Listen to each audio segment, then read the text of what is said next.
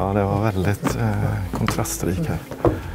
Ja, här är jättefint kök. Nu när vi får se allt detta i verkligheten så stämmer det väldigt bra överens med våra visioner och verksamhetens visioner. Och vi är väldigt glada över att det har tagits emot så väl och framförallt att det används på det sätt som vi har tänkt oss och som verksamheten har tänkt sig.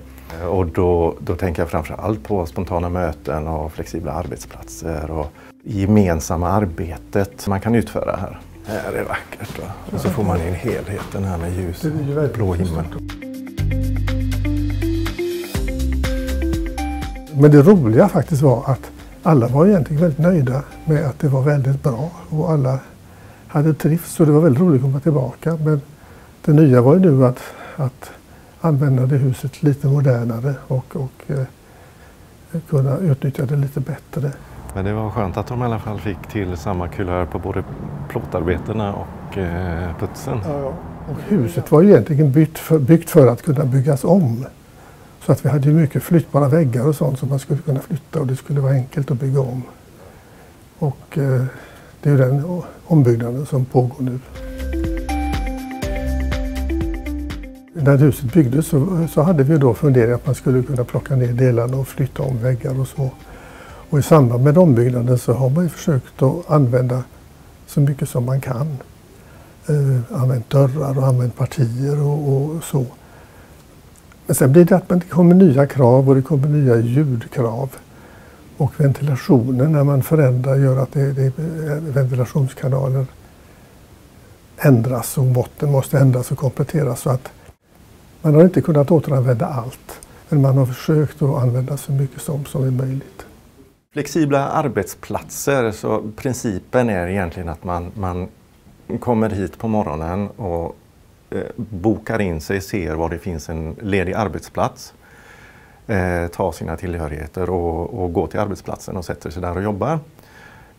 De arbetsplatserna är fördelade på våningsplanen och då har vi kombinerat dem med spontana små mötesplatser i korridorer till exempel. Vi har kombinerat det med mindre tysta rum, små mötesrum och stora mötesrum. Så hela tanken med detta har varit att det ska vara öppet, spontana möten för att främja liksom tankarbetet, idéer och att alla ska känna sig välkomna på precis vilken plats som helst i hela huset egentligen.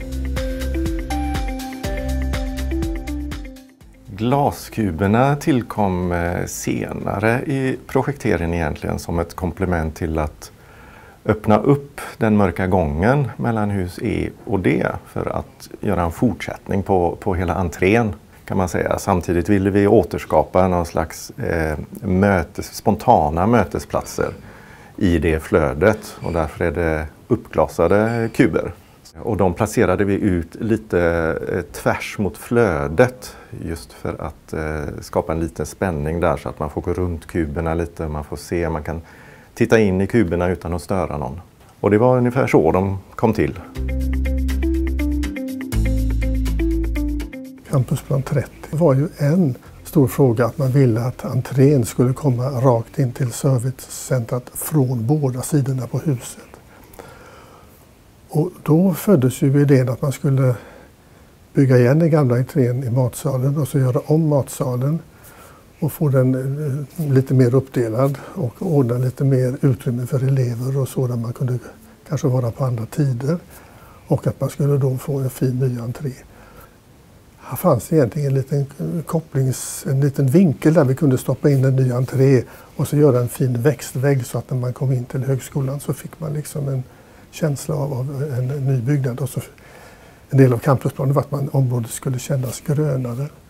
Vi gjorde om biblioteket och entrén till biblioteket lite och så fick vi en helt annan yta med en stor grön väg även i då den här kafédelen som ligger då lite ihop men lite utanför matsalen.